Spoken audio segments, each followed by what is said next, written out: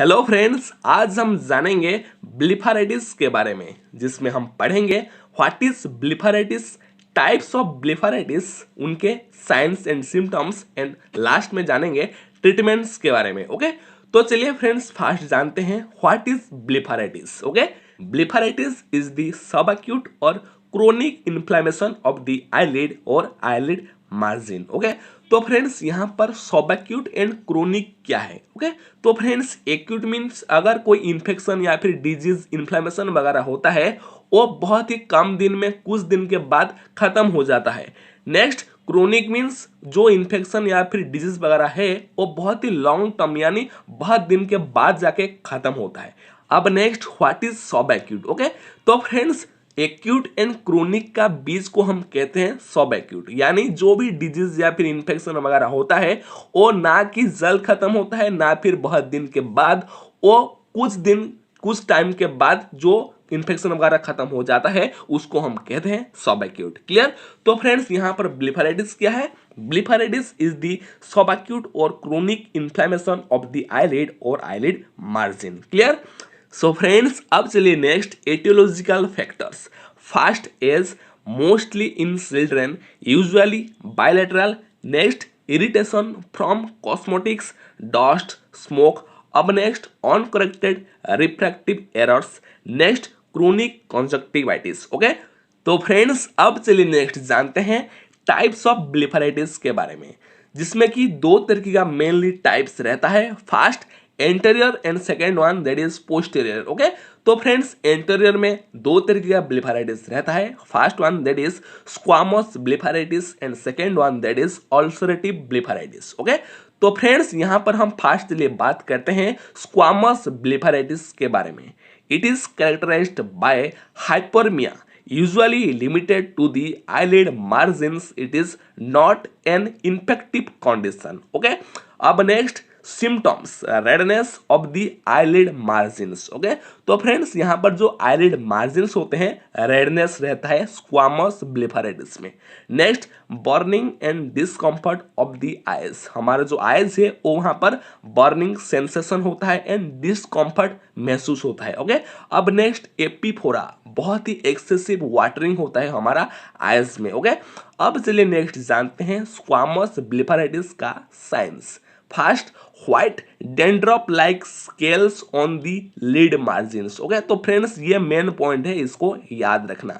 Okay, तो friends squamous ब्लीफाराइटिस में हमारा जो लीड मार्जिन से वहां पर white dandruff like scales present होते हैं। Okay, next on removal of scales underlying surface is found hyperaemic but not ulceration. Okay, तो फ्रेंड्स अगर हम वो जो स्केल्स डेंड्रफ होते हैं उसको अगर हम निकालते हैं, खींच के बाहर करते हैं, तो वहां पर क्या होता है, जो हमारा सरफेस होता है, लीड मार्जिन होता है, वो क्या लाल हो जाता है, बट वहां पर कोई भी अल्सर नहीं होता है। क्लियर। अब next falling of the eyelashes, जिसको कि हम कहते हैं मैडरोसिस। ओके, अब next thickening of the lead margins, जो लीड मार्जिन्स होता है वो थिक हो जाता है, जिसको कि हम कहते हैं टाइलोसिस। तो फ्रेंड्स अब चलिए नेक्स्ट जानते हैं अल्सरेटिव ब्लीफाराइटिस के बारे में। Okay, so friends first what is ulcerative blepharitis. It is caused by acute और chronic suppurative inflammation of the follicles of the eyelashes and glands of Zeis and Moll. Okay, तो friends ulcerative blepharitis क्या है ना, हमारा जो follicles of the eyelashes and glands of Zeis and Moll होते हैं वहां पर एक्यूट और क्रोनिक सुपरेटिव इन्फ्लेमेशन होता है। ओके, तो फ्रेंड्स यहाँ पर और एक चीज ग्लूइंग ऑफ आई लैशेस भी होता है। ग्लूइंग मीन्स हमारे जो आई लैशेस होते हैं वो चिपके हुए रहते हैं। ओके, अब next Staphylococcus aureus is usually the causative agent superimposed on predisposing conditions. Okay, तो फ्रेंड्स अब चलिए नेक्स्ट जानते हैं सिम्टम्स ऑफ अल्सरेटिव ब्लीफाराइटिस के बारे में।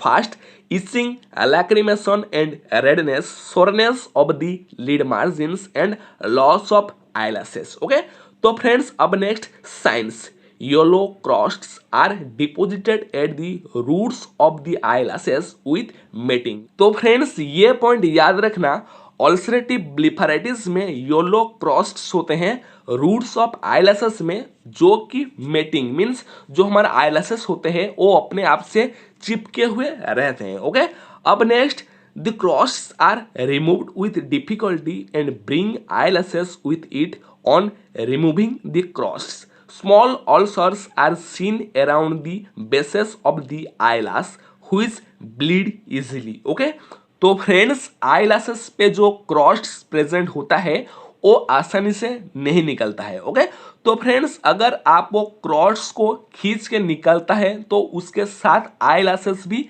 आ जाते हैं। वो जो क्रॉस्ट्स आप निकालते हैं वहां पर छोटे छोटे अल्सर्स हो जाते हैं एंड जो कि बहुत ही इजीली ब्लीड करता है, वहां से ब्लीडिंग होता है। क्लियर। अब next loss of cilia with distortion of the eyelid margins और मिसडायरेक्टेड सिलिया। ओके, तो फ्रेंड्स इस कंडीशन में लॉस ऑफ आईलैशेस होता है एंड जो आईलैशेस होते हैं वो इधर उधर होके रहते हैं। Clear.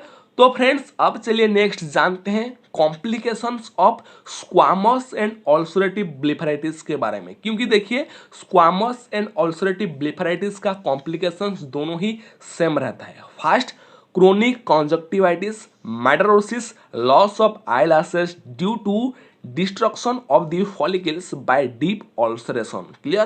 Next, trichiasis, tylosis. Next, ectropion of the lower lid with epiphora. Next, marginal keratitis, particularly seen in the lower third of the cornea. Next, instability of the tear film with consequent dry eye. Okay, तो friends ये हो गया complications के बारे में जो कि both ulcerative and squamous ब्लिफराइटिस का सेम रहता है। ओके, तो फ्रेंड्स अब चलिए नेक्स्ट जानते हैं ट्रीटमेंट ऑफ स्क्वामस ब्लिफराइटिस के बारे में। Okay, first, lead hygiene, scales on eyelid margins is removed by a moist and cotton tip applicator twice daily. Okay, तो फ्रेंड्स स्क्वामस ब्लिफराइटिस में जो डेंड्रॉप लाइक स्केल्स आईलिड मार्जिन्स पे प्रेजेंट होते हैं उसको आप एक मॉइस्ट कॉटन के थ्रू रिमूव कर सकते हैं, जो कि डेली 2 बार आप कर सकते हैं। ओके, तो फ्रेंड्स अब next antibiotic steroid I ointment is applied locally twice daily for 2 to 4 weeks। Okay, तो फ्रेंड्स यहाँ पर आप एंटीबायोटिक स्टेरॉइड आई ऑइंटमेंट भी यूज कर सकते हैं 2 बार डेली करके 4 weeks तक। ओके, तो फ्रेंड्स यहाँ पर लीड हाइजीन में आप मॉइस्ट कॉटन के साथ साथ एक बेबी शैम्पू को भी यूज कर सकते हैं। ओके, तो फ्रेंड्स अब चलिए नेक्स्ट जानते हैं ट्रीटमेंट ऑफ अल्सरेटिव ब्लिफराइटिस के बारे में। फर्स्ट जानेंगे लोकल ट्रीटमेंट, जिसमें कि फर्स्ट आता है lead scrub. Warm sodium bicarbonate lotion 3% is applied to the lid margin to soak the crusts. Alternately, a baby shampoo or 0.1% selenium sulfide solution may be used. Okay, अब next, then removal of the crusts by a cotton tip applicator. Clear?